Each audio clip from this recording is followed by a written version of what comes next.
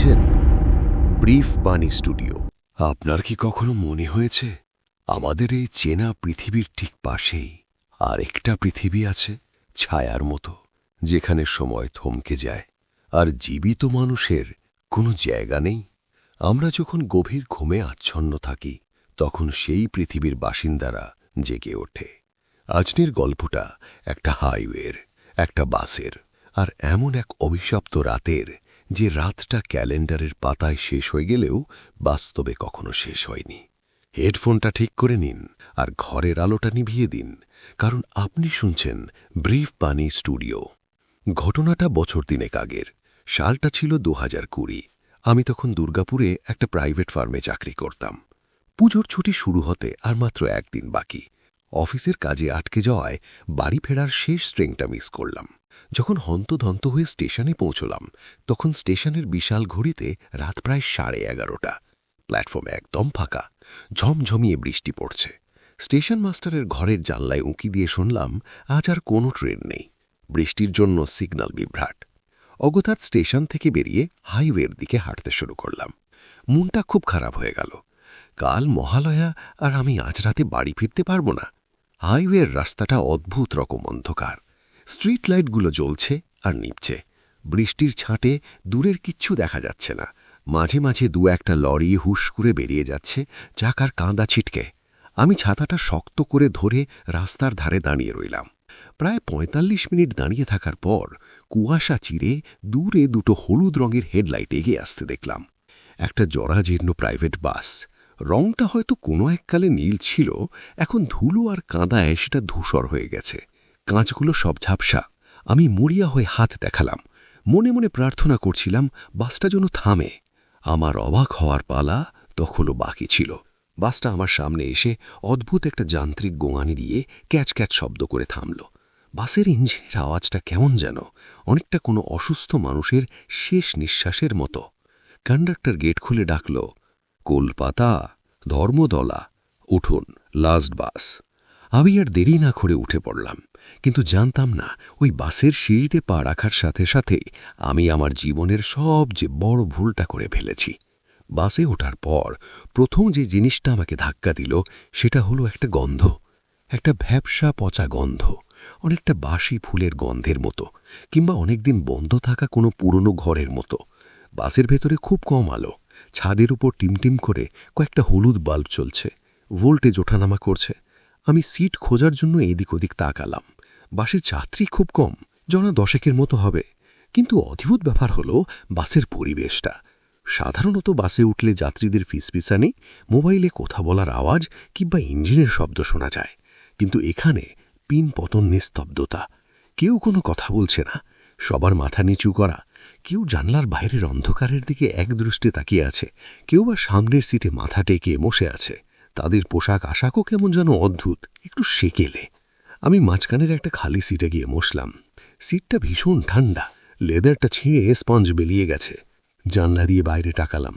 বৃষ্টি আরও বেড়েছে। বাসটা হাইওয়ে দিয়ে ঝড়ের বেগে ছুটছে, অথচ ভিতরে কোনো ঝাঁকুনি নেই। বাসটা যেন হাওয়ায় ভাসছে। কিছুক্ষণ পর কন্ডাক্টর এলো ভাড়ার জন্য। লোকটার বয়স হয়েছে, গাল ভর্তি খোঁচা খোঁচা দাড়ি, পরনে একটা খাকি শার্ট, কিন্তু সেটা বেশ পুরনো, জায়গায় জায়গায় ছেঁড়া। পকেটের উপর নেম প্লেটটা ঝাপসা হয়ে গেছে। আমি মানি ব্যাগ বের করে বললাম, দাদা, কলকাতা কত? লোকটা আমার মুখের দিকে তাকালো না। টুপিটা এমনভাবে নামানো যে চোখ দেখা যাচ্ছে না, শুধু শীর্ণ একটা হাত বাড়িয়ে টাকাটা নিল। ওর হাতটা যখন আমার হাতে লাগলো, আমার মেরুদণ্ড দিয়ে একটা হিমশীতল স্রোত বয়ে গেল। মানুষ বা কোনো জীবিত প্রাণীর শরীর এত ঠান্ডা হতে পারে না। মনে হলো আমি কোনো মর্গের বরফ ছুঁয়েছি।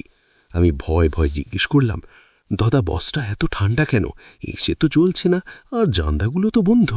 লোকটা কোনো উত্তর দিল না, শুধু ঠোঁটের কোণায় একটা যান্ত্রিক হাসি ফুটিয়ে খুচরো পয়সা আর একটা টিকিট আমার হাতে গুজে দিয়ে সামনের দিকে চলে গেল। আমার অস্বস্তিটা বাড়তে শুরু করল।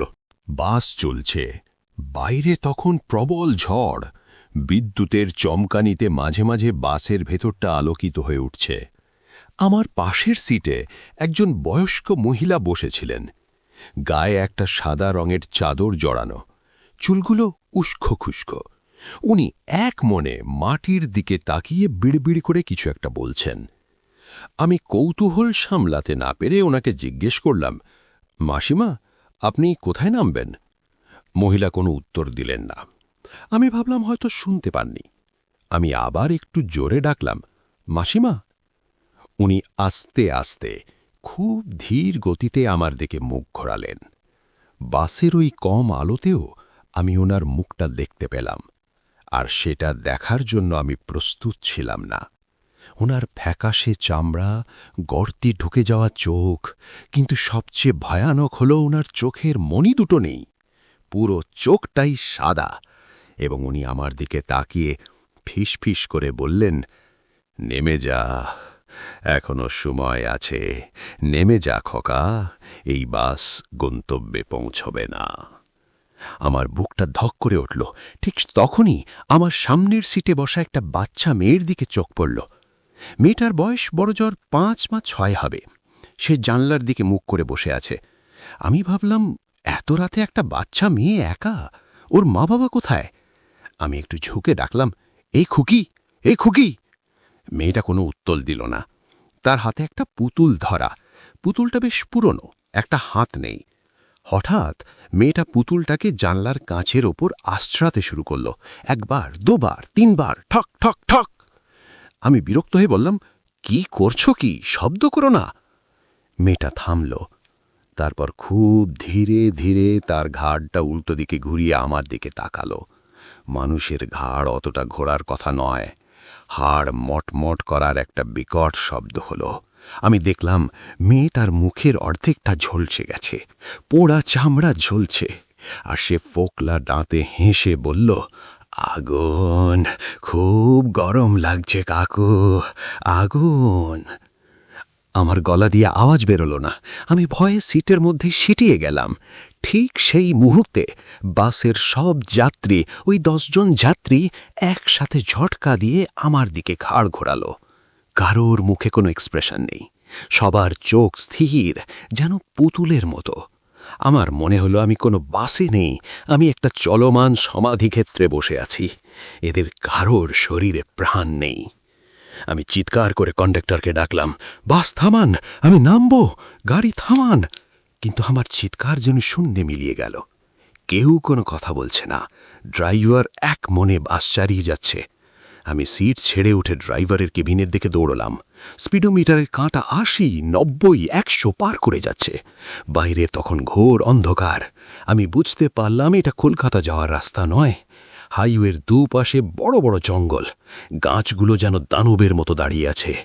আমি ড্রাইভারের কাছে গিয়ে চেঁচিয়ে বললাম, দাদা শুনতে পাচ্ছেন না, গাড়ি থামান।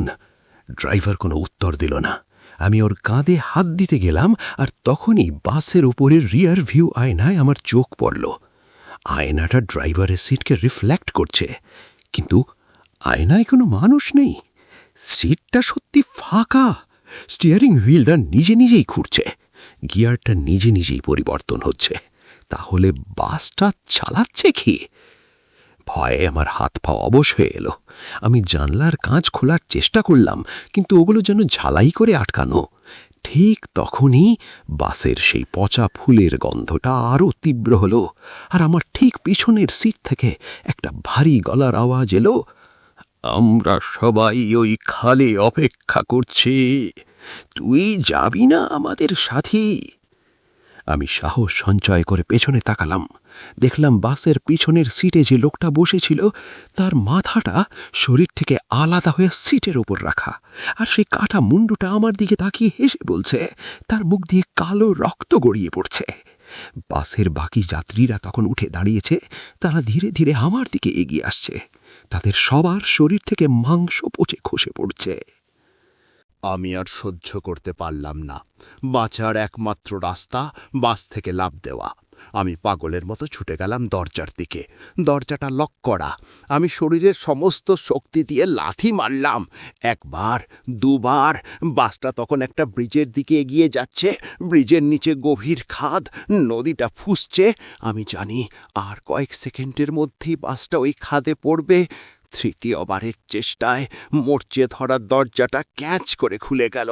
আমি চলন্ত বাস থেকে চোখ বন্ধ করে বাইরের অন্ধকারে ঝাঁপ দিলাম।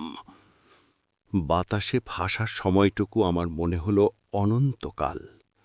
তারপর ধপাস করে ভিজে মাটিতে আছড়ে পড়লাম। পাথরে লেগে মাথাটা ঝনঝন করে উঠল। তারপর সব অন্ধকার। যখন জ্ঞান ফিরল তখন ভোর হয়েছে, পাখির ডাক শোনা যাচ্ছে। আমার সারা শরীরে অসহ্য ব্যথা, জামাকাপড় ছিঁড়ে গেছে, কনুই দিয়ে রক্ত পড়ছে। আমি হাইওয়ের পাশে একটা ঝোপের মধ্যে পড়েছিলাম। আস্তে আস্তে উঠে দাঁড়ালাম, দেখলাম আমি হাইওয়ে ৩৫-এর সেই কুখ্যাত পুরনো ব্রিজের কাছেই। একটু দূরেই একটা ধাবা দেখতে পেলাম।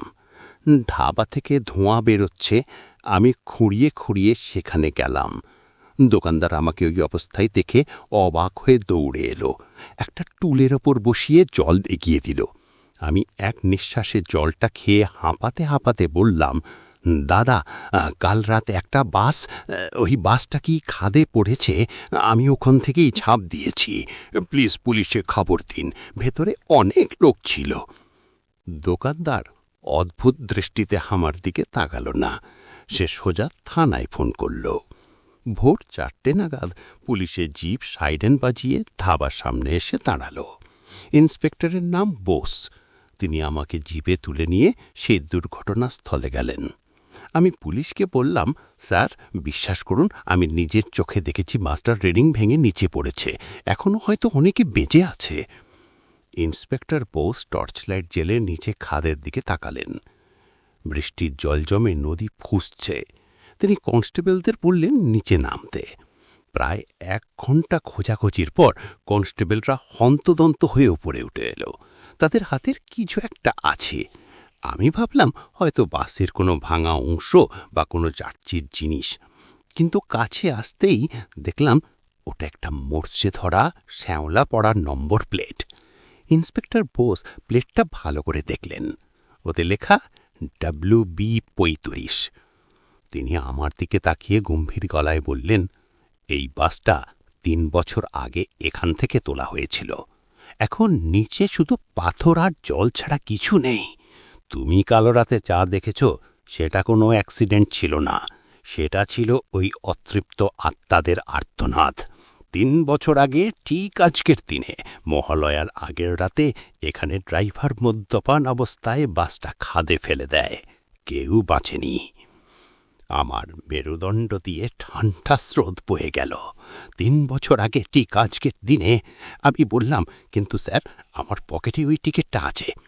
আমি পকেটে হাত দিলাম, টিকিটটা বের করে ইন্সপেক্টরকে দেখাবো যাব, কিন্তু এ কি, আমার হাতের মুঠোয় কোনো কাগজ নেই। আছে শুধু এক মুঠো ছাই আর পোড়া পোড়া গন্ধ। বাতাসে সেই কন্ডাক্টরের গলা স্বর ভেসে এলো যেন, যাত্রা অসম্পূর্ণ, আমরা আবার আসব। সেই ঘটনার পর আমি আর কোনো দিন রাতে বাসে উঠিনি। আজও মাঝরাতে হাইওয়ে দিয়ে যাওয়ার সময় মনে হয়, ওই বাসটা কি এখনো ঘোরে নতুন যাত্রীর খোঁজে? আপনারা যারা রাতে হাইওয়েতে ট্রাভেল করেন, বাসে ওঠার আগে ড্রাইভারকে একবার দেখে নেবেন। কে জানে, সিটটা হয়তো ফাঁকাই আছে, আর আপনার পাশের যাত্রীটি সত্যিই মানুষ তো। গল্পটা কেমন লাগলো কমেন্টে জানান। পরবর্তী গল্প কিসের ওপর শুনতে চান? ততক্ষণ পর্যন্ত সাবধানে থাকবেন। শুভরাত্রি। ব্রিফ বাণী স্টুডিওর সাথে থাকার জন্য ধন্যবাদ।